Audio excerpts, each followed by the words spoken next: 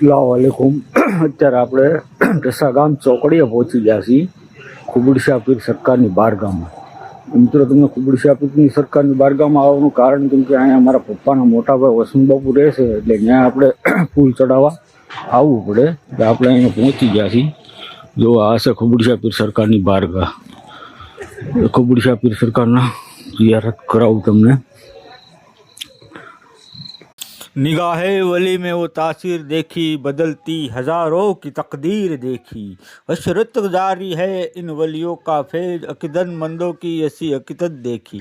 तो અત્યારે આપણે ઢસા ગામ ચોકડીએ ગઢડા રોડ ખુબુડશા વલીની બારગાહમાં આવ્યા છે મિત્રો। આ છે ખુબુડશા વલીની બારગાહ। ભાઈ અલ્લાહના વલીની બારગાહમાં આપણે જઈએ તો આપની રૂહને આરામ મળે અને સુકૂન મળે। એટલે આપણે વસંત બાપુની કબરે ફૂલ પેશ કરવા માટે આવ્યા હતા। Thank you.